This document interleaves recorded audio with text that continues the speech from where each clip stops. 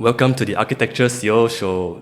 Stories, issues, opportunities, and learnings. Today I have with me Alvin, Liau, Principal Architect of Prose Architects. Hi, welcome to the show. Hi. Thanks for getting me onto this show. Thanks for the invite as well. Yeah, it's good to see you. I think we met virtually, like through the Yeah, that's SIA Value Articulation Framework counting. We can talk about that later if you want to. Maybe just for people who don't know you, give a background for yourself from NUS all the way to now starting your own firm. Okay. So as you mentioned, I did architecture in NUS, which is pretty straightforward route. So, and right now I have my own practice, which is called Prose Architects. So we believe in, basically our mission statement, right, is clarity through design. Design not in terms of aesthetic design, but design in terms of also it covers, for example, space planning, how do we optimize issues and come up with relevant solutions. So to us, that's part of design. So essentially, it's not just aesthetics. But rewinding back to when I first graduated from NUS, I think that was in 2008. It's quite a while back, not too long though. And then after that, it's just something that I always share with people, right? When I graduated, so my grades were not that good, but they're okay. So I was thinking of ways in which I didn't have to compete with other people using portfolio, and my portfolio wasn't done. Oh, you mean like in architecture school or before that? When I was graduating, okay. So you need to prepare a portfolio and start applying for jobs. Okay. So I wanted to take a shortcut. So I went to my year 5 tutor, who is Tay Ju-hing. So some of you might have heard. He has his own practice too, with Tay Ju-hing Architects. So I went straight to him and I said, you know what, hey, are you looking for people? so he said, oh yeah, actually I am. So then okay lah, so he just hired me on the spot. So I didn't have to show him portfolio because I worked with him, or rather I was under him in one of the studio for one of the semesters. So he kind of knew my approach to things, and I kind of know his approach to things. And then after that, I just went in. So that was one of the first things that I think I did in correctly in a way or incorrectly after I graduated. Kind of stumble upon it in a way, right? Yeah, in a way, yeah. But I was really concerned because, like I said, my grades wasn't that good, and then portfolio-wise, it didn't look very substantial. So I wanted to find a way out of it. So in the end, it worked out. And I was with Ju-hing for exactly 2 years, by coincidence. But in that 2 years, right, actually I've learned a lot. It essentially laid the foundations for my entire approach to architecture, all the way even until now. But of course, it has evolved. But the foundations, the fundamentals are still there. So right now I've got about 16 years experience since I graduated. In an entire 16 years, that 2 years start was valuable, in which, because he has a very small office. So back then when we joined, we were myself and 2 other guys. The 3 of us, we were the first full-timers under him. So he had grand plans. He said, you know what, now I'm going big. Got a couple of full-timers. Came at the right time, actually. Yeah, that's the thing. So it was quite lucky for me in the sense that I decided to be a bit thick-skinned about it and ask him directly if he was hiring. Okay. So it kind of was a good match. Yeah. So he was saying he's got substantial projects and he wanted to develop the ideas further, and he's confident enough to be able to get full-timers on board. Now, those 2 year sessions as working in a very small office in which you do everything, architecture and non-architecture, like replacing the printer ink, ordering the water for the water cooler, to a certain extent cleaning out the office as and when it gets too dirty. But from an architecture point of view, because it's a small office and it's very intimate, you essentially, there's no politics, and you interact very closely with the person calling the shots, which is of course Ju-hing. Yeah. So I learned a lot of stuff there from a design perspective in a small office. I think some people will call it like a boutique office, focuses on design.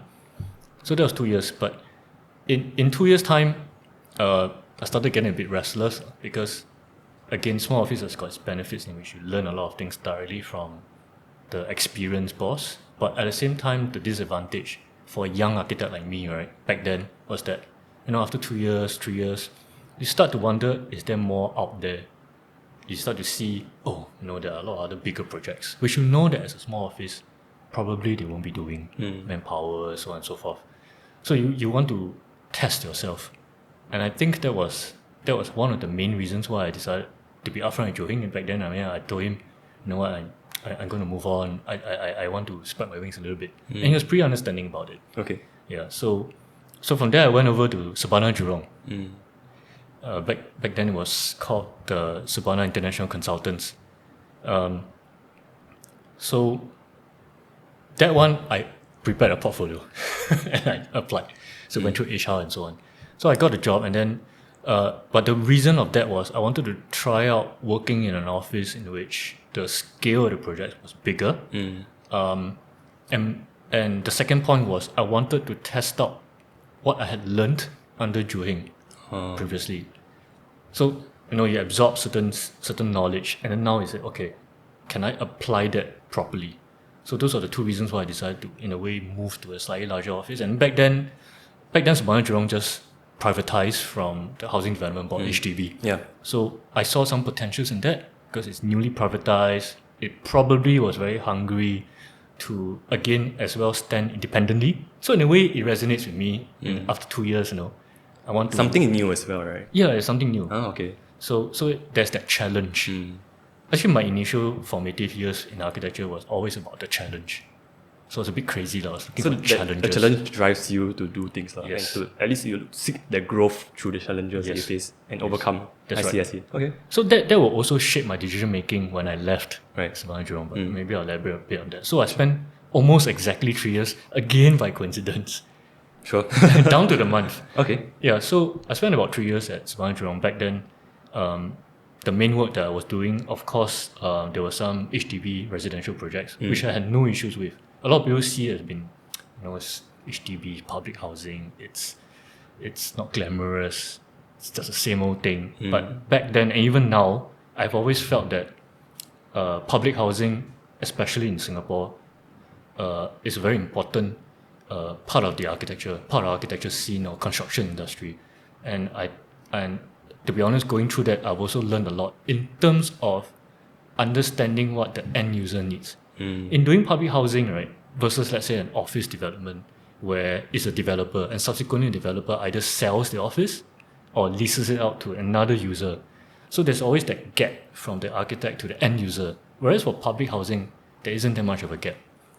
It's you feel like you're directly designing for the end user. So I was lucky doing Surbana Jurong, which I took on this, or rather my boss gave me this project, which was a SIRS project, selective on block. Redevelopment scheme. Redevelopment scheme, yeah, SIRS.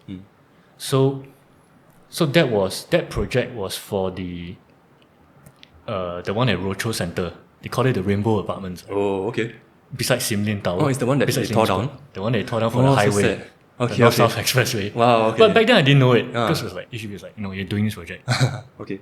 So I did that. The new project is like Kallang Travesta, I think. Right, it's along the river. Okay. So it's an arrow-shaped trail of buildings with a curvy multi-story car park. So I worked on that. Maybe in post I put in the picture. Yeah, can. Yeah. So that one had got a few town hall meetings due to the fact that it's en bloc. Okay. So I remember I had to be my colleague. Then we were standing on stage. And then all the residents who were affected by the en bloc were just sitting down and looking. And then you had to explain the scheme and try to convince them that they're not leaving behind something that's so centrally located and good for something that is deemed inferior. You got to tell them, you're going to get a great views of the river, blah, blah, blah, so on and so forth. So I had the great advantage of working on that because then, as I mentioned before, I could challenge myself to apply what I've learned from a design point of view in terms of layout, fundamentals using grids, getting the basis of design right. I could test it out in a social housing project. And at the same time, right, I was challenged in the sense that I'm not designing for myself. I've got to be mindful of the end user. So what works for me from a, let's say, aesthetic design may not be best for the end user.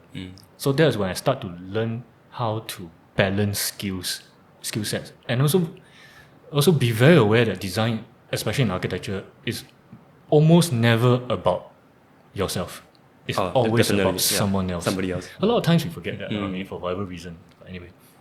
Yeah, so actually, I agree with the public housing is a very interesting typology. It is. The end user is actually very relatable because you yourself also stay in the house. Exactly. I stay in the house. Yeah. And then creating a house for somebody and a home to stay. correct. That's very, very powerful as well, and also very It interesting. is. Yeah.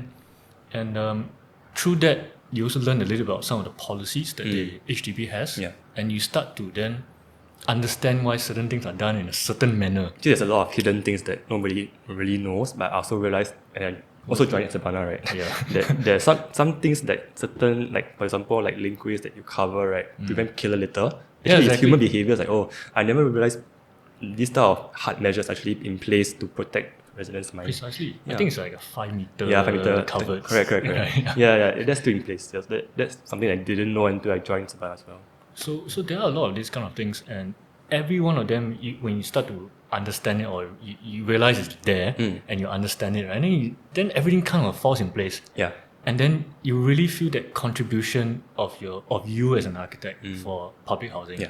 Unfortunate thing is, like I said, for whatever reason, it's deemed as something a little bit more unglamorous. Like nobody wants to do that. Yeah. Which is a bit of a waste, I feel. But anyway, so that's public housing aspect. I was also lucky enough to be able to be involved in some of the early feasibility studies for private sector developers, and also one or two condominium projects that were realized. Okay. So I was lucky enough to be involved in the design stage. But I didn't see through the construction for some of those because 3 years time I'm out. Yeah. Right? So why is because again the same thing, the hunger as a young architect, although I worked for maybe 3, 4, 5 years, but I think that hunger is still there. And that back then the awareness of what I'm still lacking, I was very cognizant of it. So being in Surbana Jurong, I had the luxury of testing out my fundamentals in design. But then I started to itch for what happens when I become a project architect. Because back then I've also signed up for my QP exam. So I've already signed up for it, and I wanted to then again challenge myself. Okay, design, I think I'm okay, but now what if I'm taking on the project architect role? How do I manage teams? How do I manage the construction process? How do I manage timelines, cost? Things which are on the surface not related to design from an aesthetic perspective. How do I deal with it? Actually, even Surbana right now, my colleagues, right? So I'm doing project architect mostly, but for my design architects, right, they also take on one project that's live construction. That's good. Yeah, so actually I think they changed it quite recently. Like at least I think the ratio is like 2 design and 1 project. Oh, yeah. that's fantastic. But it's also quite crazy, like the schedule. I'm doing like 3 or 4 projects at a time, but that is my own part. But for the design architect, I think they changed the policy to actually include one real life running That means you see project through architect. and they run it, right? Yeah. Right. I think it's extremely important. It's important for the ratio actually. Yeah. Design and actually go on site and also Correct. the meetings, program Yes, meetings, these coordination meetings and stuff like that. Because it's a totally different ballgame. It is. Totally different skill set. Yeah. The challenge is, of course, if you're doing both at the same Yeah, time. that's a challenge. Right? You're swapping heads. Yeah, correct. That's a challenge. But it's not impossible. So back then, at the tail end of my stint at Surbana after 3 years, that was the kind of thought that I had. And to be honest, I had no experience. I was doing a lot of design work at Surbana. Okay. And I also figured that even if I stayed on and see through the construction stage, it would be public housing or it'd be residential developments, whether it's condominiums, whether it's private or public. Okay. So again, that challenge is, what happens if I do something else, another typology, right? So 2 things. One is I challenge myself as a project architect. Second thing will be other typologies. And of course, being realistic, right, is that if I carry on this path another 2-3 years, so total about 5-6 years of doing that similar thing, sometimes I get too comfortable, and I just I'm just gonna stay here for the rest of my life. Okay. So I was a bit afraid of that at that stage. So that's like, I don't know, mid-30s. So that's brought you out of SJ and then exploring new things. Yeah, so from there, ex-colleague from Teju Heng side called me and said, hey, you want to join me at DP Architects? Oh, okay. Again, I skipped the portfolio route. No, actually I did, still sure, but it was a formality. Yeah. So I joined him at DP Architects. But the difference for this third job, this third stint, right, is that I knew what I was in for before I joined. So back then, DP Architects, they just got the job for Duo, which is the Malaysia and Singapore agreement, right? When they handed over when Malaysia handed over the railway station over at Tanjong Pagar, so they agreed to jointly develop 2 main sites, one in Marina area, and the other one will be at Rochor, which is Duo. Okay. So there was a design competition called for that. I think it was an international design competition, so Bureau Ola Shiren won that in collaboration with DP Architects as a project architect. Okay. So when they won that, obviously they needed to form a team at DP Architects. So that's why my ex-colleague who was already there, working on that project, decided to call me in. So I joined because he told me when I joined, I would not be doing the design part, because design time at Bureau Ola Shiren. And they've already prepared the submissions more or less halfway there for authorities. Okay. But they're going to call tender. So I'm coming in on the helping out with the tender. So I was thinking, That's the most crucial point, actually. yeah, this project is just under 1 billion. I don't want to do design.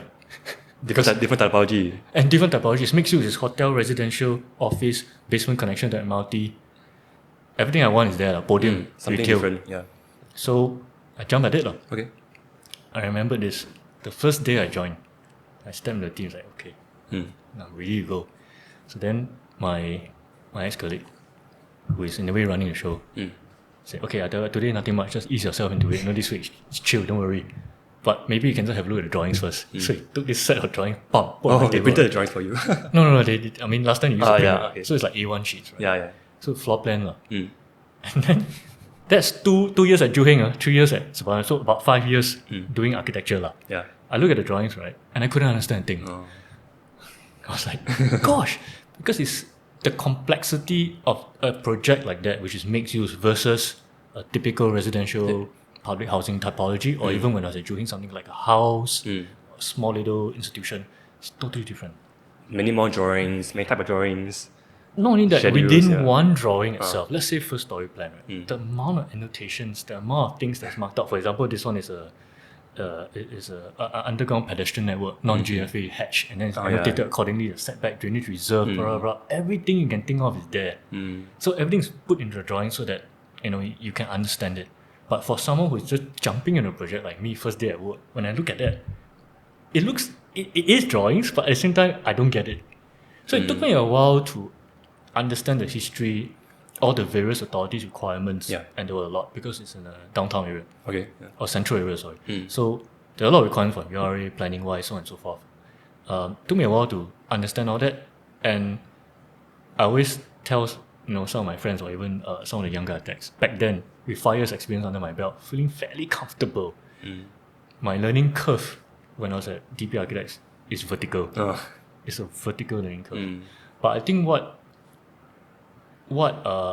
kept me focused, right, was, like I said, I'm still looking for a challenge, and what kept me focused was also I knew I was there to learn, and whatever I don't know, I ask. Yes. And given a big company like DP Architects, I think there's always someone who is willing to answer your questions, but you have to ask. You don't ask, no one will answer.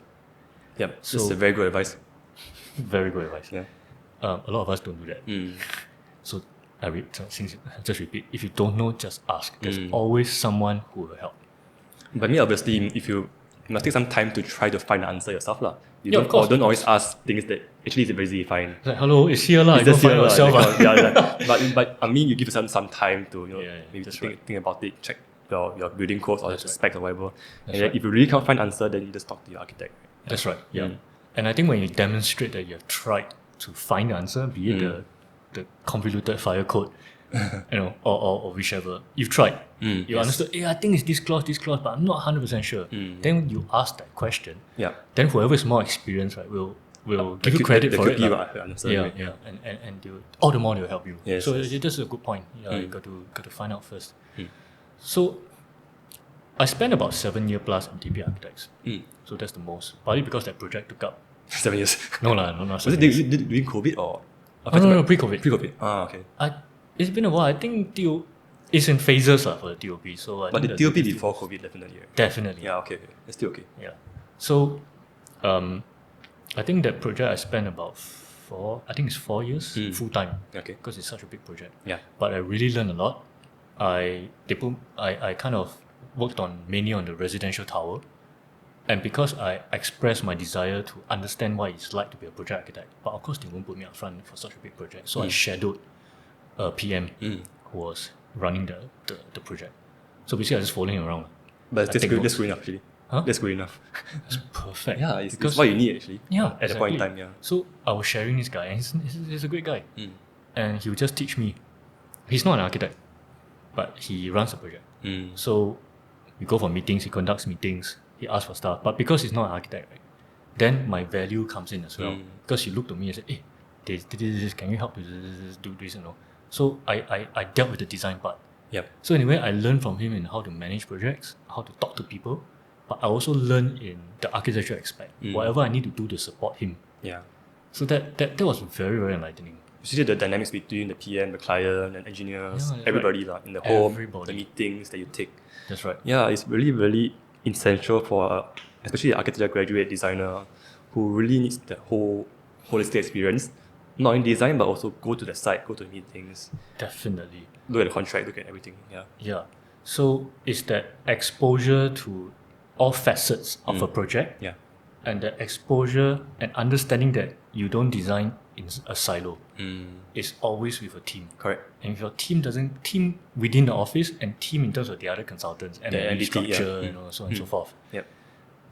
That's crucial, to be honest. Yeah.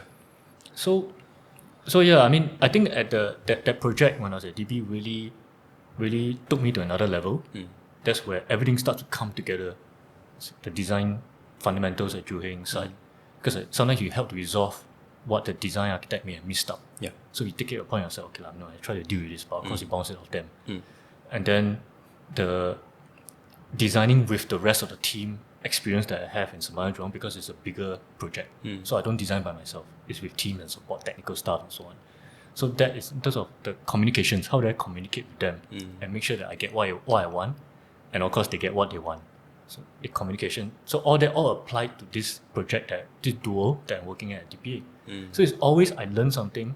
I'm very aware of this at the start. I learn something and I need to apply it. Of course, under a safety net. But when I apply that, then I realize, then that's how my knowledge evolves, and then I understand how to apply it further and better in future. Basically, you sound like you're very, very self-aware of the gaps that you have, and you know the steps to take. That's right. At the initial to stage. close the gaps, and also to grow the knowledge and also the experience, the hard skills as well as the soft skills of an architect. Yes. I believe, from what I understand, from what you're saying, right, so you're very, very clear about it. And that's very essential for anybody who's wanting to be in this career path. But I also acknowledge that sometimes, it's a bit of a nature and nurture thing. I think by nature, it's somehow I was just very focused at the initial stage. But I also acknowledge that not everybody's like that. So it doesn't mean, let's say I want to be an architect, right? It doesn't mean I need to be this focused. But it's more like maybe you need to understand a little bit of why you want to be doing architecture, and then understand what you need to do to be able to be a good or decent architect. Yeah, there are many ways to it skin still a cat. requires personal clarity and Definitely. what you're passionate about, what drives you, what motivates you, and correct. that will inform your own decisions along the way. And you don't really need to be an architect to do some things that you really want to do. Correct. Maybe like building adjacent industries that could actually be exactly. Yeah, There's but I nothing think wrong the with key is just be clear of who you are first, and also That's right. take the time to go and find. It may not be a linear path thing. I think for you it's quite For me, for me, but it still managed I'm to, searching, but I know a general direction. yeah. But there's no harm of totally going off track and then coming back again. Yeah. Sometimes there's an advantage because the path that I took may seem like a very good path or advantageous path, but it also has its drawbacks because of you being so focused. I will have to sacrifice certain things, because I'm on this track, right? Yeah. Certain things I feel maybe not be relevant at that point in time. I put it on one side. Yeah. For example, when I went to DP, I was already logging in the log sheet. So my first year at DP, I sat for the exam and I got it. Yeah. So I was a QP at first year of DP, but of course I didn't sign. Okay. But then that path that I took up to that stage, and because I was working on Duo, which is a local project, Yeah. I consciously put aside opportunities to work on overseas projects. because I knew that I wanted to get the QP to be a QP first. So I had to prioritize. There's only so much. Back then, I think I just got married. Oh, End okay. of- Yeah. end of Surbana period. So it's got a lot of stuff happening, right? So you can't have it all. I mean, I'm sure you chose the right. I mean, at that point in time, it was the right decision to make, and then It's there's no still- regrets, lah. Yeah, No exactly. regrets, definitely no. But then if people ask me now, I always tell them one of my weaknesses, right, is that I don't have sufficient overseas projects exposure. Okay. So I don't really know the nuances of, depending on which country, of course, but I don't really know the nuances of finding my way through such things. So that's one thing because I don't have the exposure. I guess you can do that, explore it in your current job, Which is in a way what I'm telling your you. own firm now, right? Yeah. But the key thing is you got to be honest about Yeah, it. yeah. It's like, no, I'm not perfect. I'm actually quite lopsided if you want to look at it that way. Mm. So back to your original point about the path that you take as a start. I don't think there's a right or wrong. Definitely. Right? So like you said, it's just been clear about at that point in time, or maybe in the next few years or so, where do you want to be? Then just make sure that you pick up as much as you can. Then just do it. within Right? that. Yeah, just do it. You cannot have the king and eat it. In other Correct. words. Yeah. There's always another chance anyway. Yeah. So that's a good point. I think a lot of times we get too greedy, or rather it's a bit like a FOMO, right? If you feel missing out, like, I'm doing this, but then oh gosh, then still that. It's something that I want to try, but yeah, You know, no time. Yeah, furthermore, my peers or my friends doing it in the other office, oh Yeah. gosh, I'm going to lose out, and I have to take this. But in the end, you might be a jack all trades but master of none, which is most of the time I think not so good, especially in this industry. Yeah. So maybe fast forward to now. Your current firm, with your wife. You want to share a bit more about that? The design ethos, like your. So, I think the entire career path that I have, or based on the experience, about 16 years worth, and then as a QP, I think it's about 12, 14 years. Every step of the journey that I took has informed how I approach things now. So it's constant evolution. Yeah. And I think some key points, right, on reflection that I now apply quite deliberately in my current practice is that, as I mentioned before, we stand by this statement, it's like clarity through design. And I said design is not just aesthetics. I've come to realize over the different scale of projects, different types of projects that I worked with in the past, that to feel that your contribution as an architect is essentially just on the aesthetics of how beautiful it looks is a bit of you're shortchanging yourself. Right. Actually, our skill set's a lot more than that. Why I say that is because right now what we do, we make it a conscious effort to, when you have clients or potential clients, to question them, of course in a nice way. Yeah. To try to tease out what exactly are their concerns. And then from there, we let it sink in, we think through it, and then we offer solutions, right, which a lot of times the client themselves may not have thought of. So that's where the value comes in. So in a way, this is, well, to put it in a very layman manner, it's basically this: ask the right questions, don't rush into it, and you'll get the right answers, or at least a set of answers. A lot of times we're too eager to, okay, just do this, or a lot of times we project ourselves into the work. We think that we're doing it for ourselves. So what might seem as a good solution to us may not be the right one for the client. So we try to give ourselves time for that in our current practice. And I think it's very important. Because that's what we do. We put a lot of we at least we as in at Prose, right? So we embrace issues.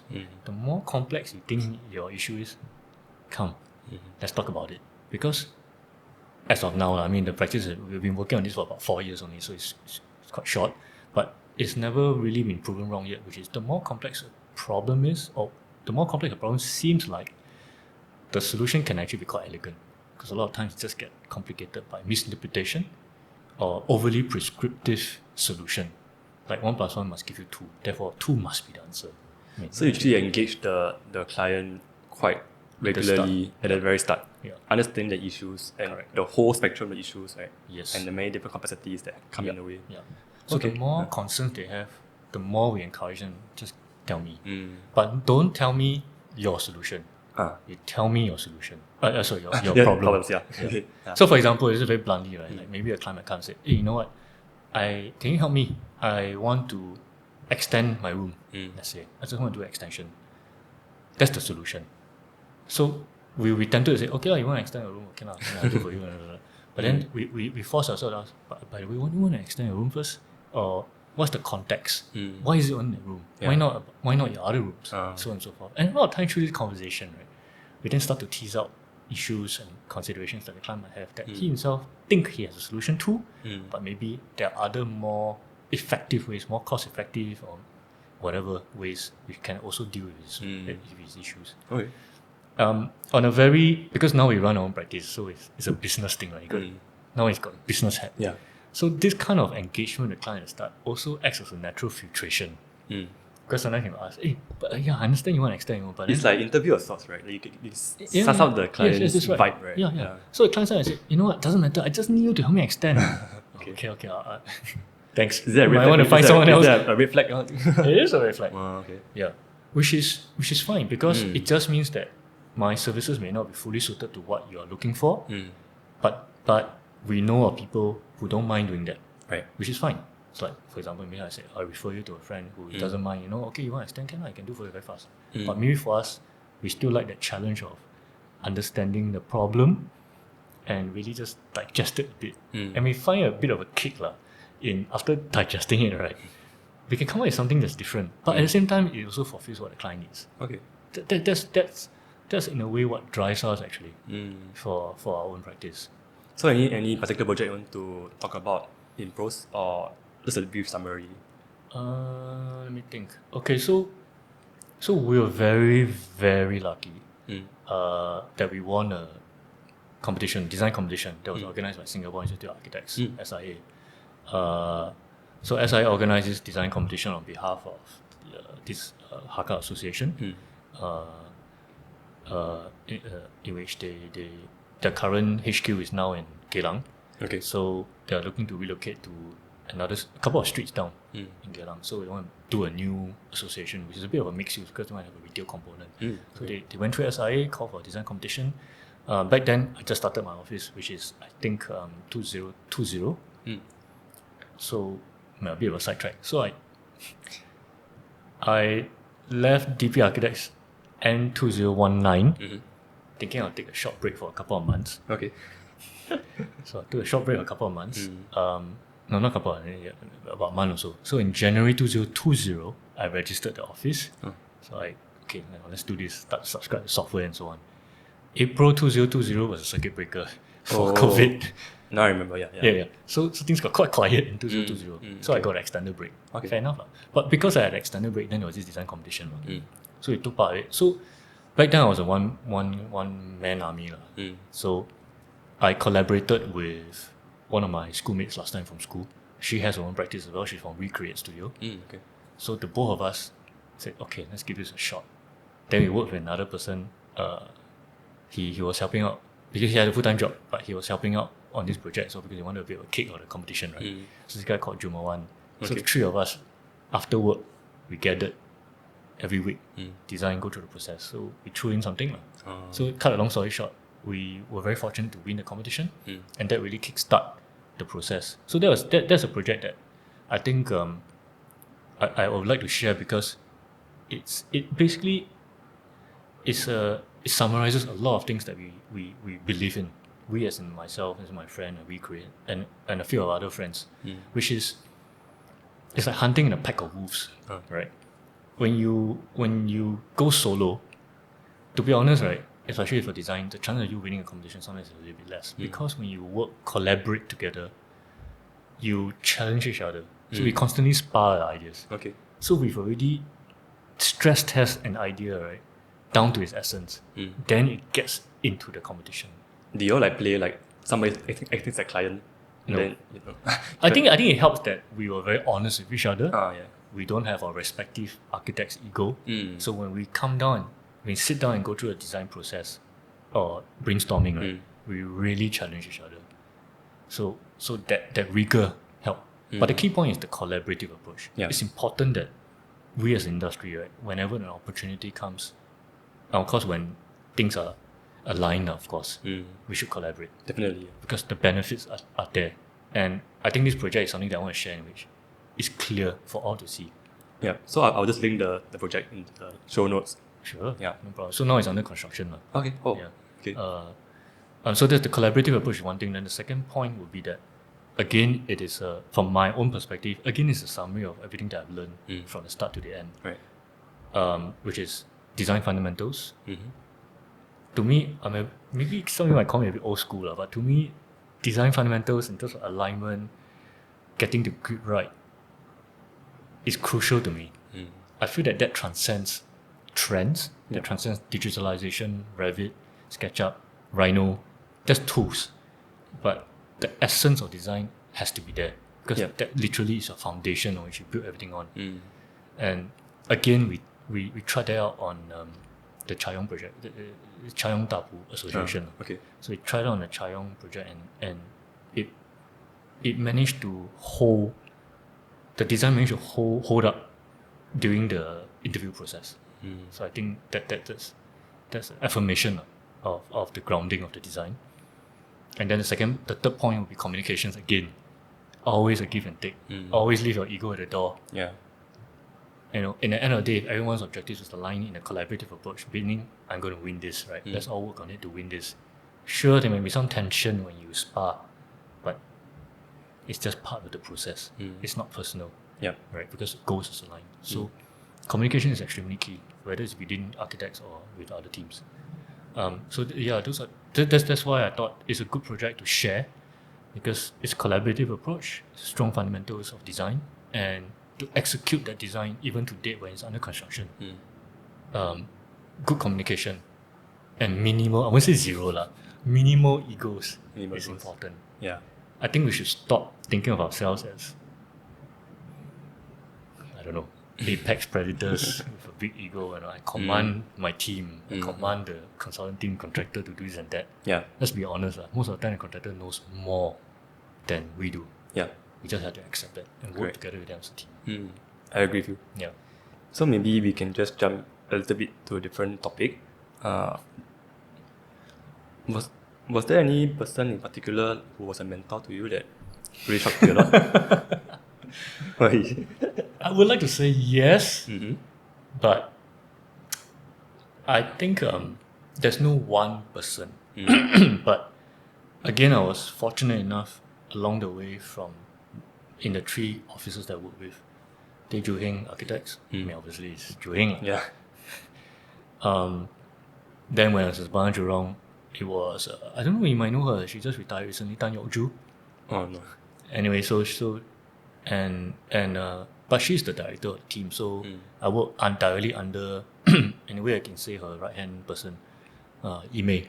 So she also taught me a lot of stuff. And then when I was at TP Architects, the project architect in charge of Duo, who is Wai Feng, Li Wai Feng, is a few years my senior. So he taught me a lot also in terms of how to manage complex projects.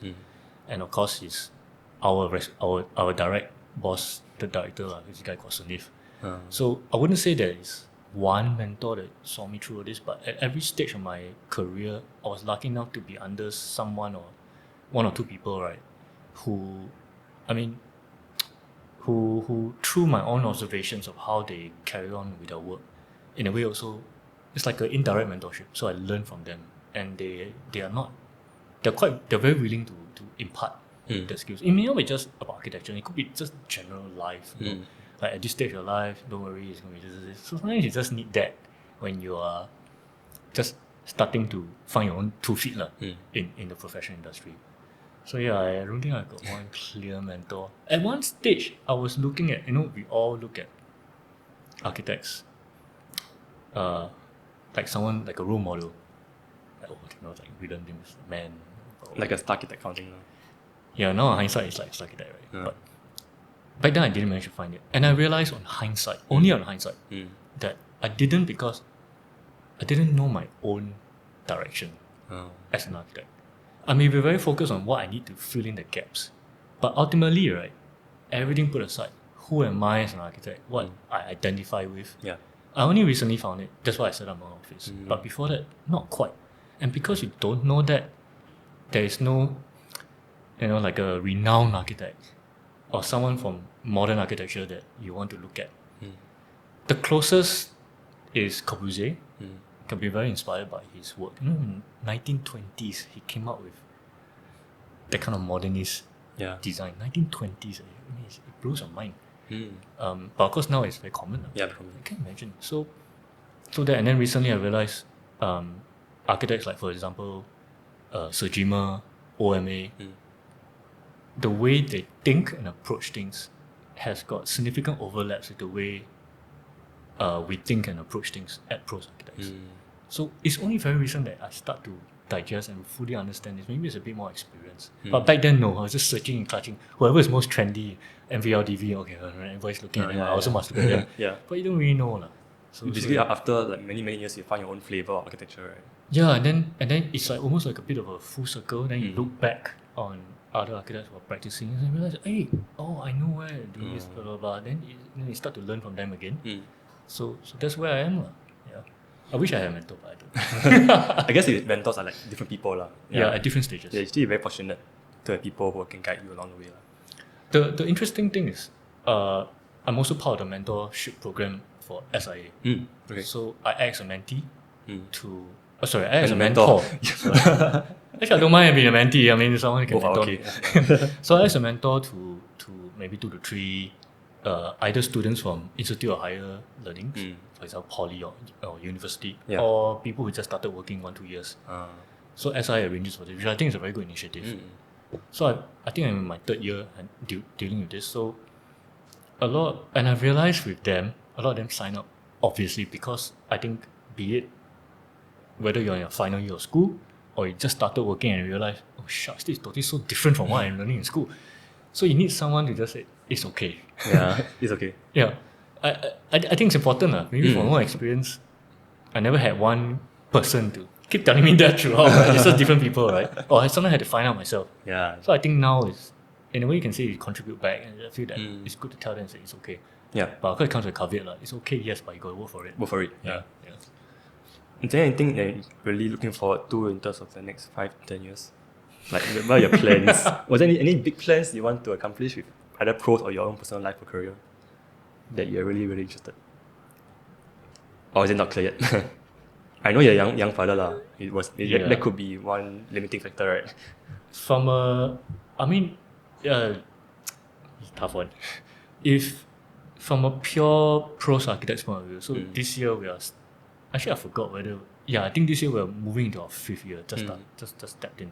So 5 years for our office is always quite small. Quite a short spell rather. Yeah. Especially in architecture, right? I've asked myself that question a few times.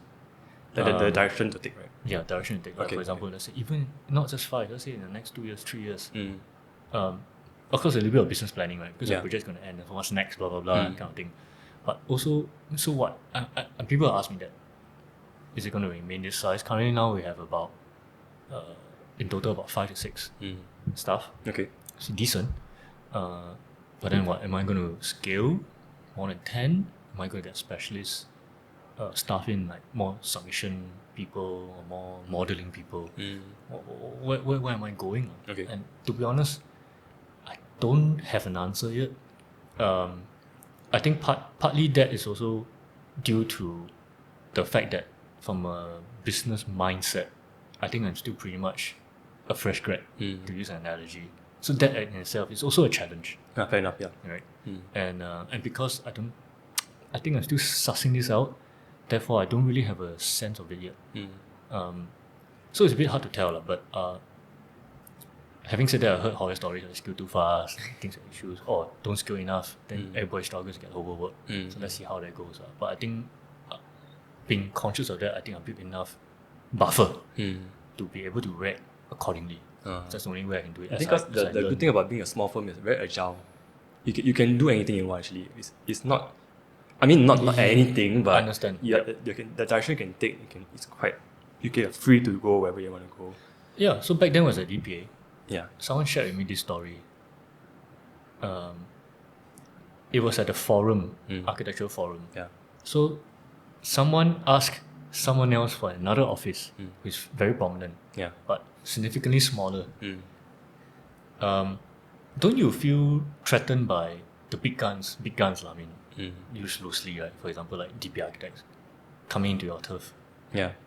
taking away your jobs because they're big, they have enough staff. Yeah. So that someone from the slightly smaller office, which is very prominent, his response was that, no, it's precisely because they're big, I'm not too worried because I can move fast, Yeah. right? So I think back then it was just someone said, okay, I think this is in my brain. But now I'm in a very small office, I understand that a little bit more. Yeah. It's true, you're right, in the sense that I'm like I wouldn't say a speedboat, but maybe a sampan that can steer fast, as opposed to, let's say, a cruise ship. Yeah. It takes a while to steer and change Correct. direction. Right? But having said that, it's not a matter of who is better than, who is better. But it's more like there is a place in the ocean for everyone. Yes, correct. So it leads back to the original point. Do I want to be more like the cruise ship? Or am I okay being a sampan? Or me go a little bit bigger? Like a speedboat at least. Like speedboat. Or like a Singapore Bintan ferry. Yeah. I mean, I don't know. Yeah. So, but the buffer is there. I think I can flex a bit as and when I require. you can. But on your point about so I have a daughter who is turning 8 this year, so she's in primary 2. Okay. And the interesting or the crazy thing or the foolish thing is that so I'm the architect for my office. Yeah. So we also have an interior design portion because we felt that it's always good to have a package. Yeah. Because a lot of times our clients ask for that. So my wife is an interior designer. So she's working with us as well. In a way you can say that we are partners on the project. So so essentially father and mother are in the same company, design industry. Yeah. And then we got a daughter who is nuclear powered. Okay. How to manage on top of that with the growing office. So Yeah. but that is a challenge, but it's far from insurmountable challenge. I think when you set your mind to it, there will always be a way. Yeah. Like how we run around fetching her, bringing her childcare, blah blah blah. So you go through homework, things spelling, whatever, right? And then all the parents will know. Yeah. So how we schedule meetings. It's a challenge, but it can be done. I think what's more challenging related to that would be how you be honest with yourself and how you manage your time, and more importantly, how you are honest about it with your staff. Because you don't want staff to think that, I think, what am I doing all the work and then it's just going around fetching kids and that. Maybe they think that way. I don't know. I better ask them. But we are quite conscious of that in being very honest about it. So that everybody knows that everybody has the same objectives in that sense. So there's a lot of things to think about. Yeah, so it just shows how, firstly, I think hearing from you is a lot of self-awareness, a lot of clarity, and then about yourself. And then, I mean, if you're not very clear, you also find the time to figure out. It's not a definite thing that I know, I'm going here, I'm going here. But then now your focus is about like juggling everything, you're balancing the time and energy with your kid and your work. And it's far from balanced, to be honest. It's like an integration counting. Yeah, it's you not find a way ideal. to... You find a way, but to be honest, right, we are not at a nice balance. It's constantly been a bit unbalanced. Actually, really quite stressful. Yeah. It is stressful though. Yeah. So somewhere ultimately you have to find your own path. But yes, being aware of that is very important. Because no one's going to help you. Yeah. Is there any final words you want to share with people or young graduates who are maybe firstly fresh graduates, like who are like you last time in US? I think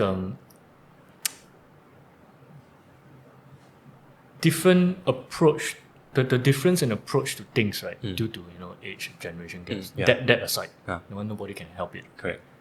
That aside, I think I think some terms which both of us have brought up a few times in this conversation is that, for example, the awareness. I think the awareness is important. Yeah. When you're in school, I know it's very natural to fall into a system in school in which you wonder what the tutor wants, so I give it to the tutor so that I can score a good grade. It's very natural to think that way. Yeah. Which is fine. It's a very Singaporean thing actually. It's like I must get an answer. After if you give me a few drinks, I can tell you a whole story about it. But anyway, it might be a Singaporean thing. Yeah. Which is fine, right? because we're all products of society that we live in. So, but then that awareness that, be it when you graduate, it's a whole new world out there. Not the same industry, it's a whole new world out there. You got to be aware of that. Correct. Don't have any preconceived ideas of what it's like when you're in school. And the best way to figure that out when you're still in school is to, during holidays, internship, holiday job. Even if it's just menial task, can you just generate an Excel sheet? Help me Photoshop some stuff. If they still do that. Help me sketch up some study models. Even if it's that. Through being involved in the office, because now everybody can go to the office, it's not work from home, it's not COVID. Through observation of your seniors, your peers, the full-time staff, observation of your boss, you learn a lot. You don't have to do it, you just have to observe. And that builds up awareness. And I think it's extremely critical for people who are going to graduate soon. I think for those who have already graduated, working 1-2 years, and are still in shock, right? Over the great difference in the job scope or expectations. I guess I wouldn't say it's normal to hang on, but the thing about hang on is you got to know what you're in it for. Yeah. Be aware of why you still hang on. Definitely not about the money. Definitely not. Not money, but also, I mean, it's also part of it, but also, I guess it's also... It cannot be the only reason. Yeah, it's not the only reason. Correct. Yeah. It cannot be the only reason. And neither, on the other extreme, neither can passion be the only reason. No such thing. Let's be realistic. It's not about the passion, neither is it about the money only. It's got to be something in between, something that resonates with you, something that you feel you can contribute. It's like how you can add value, your impact to the project. That's right. Yeah, I think that's very important as well. But of course, you related to the first point, self-awareness, not where you can think about these things. Exactly. So ultimately goes back to clarity, like understanding yourself, understanding industry. And thank you so much for joining me at episode Alvin. Thanks for having me. Alright, goodbye.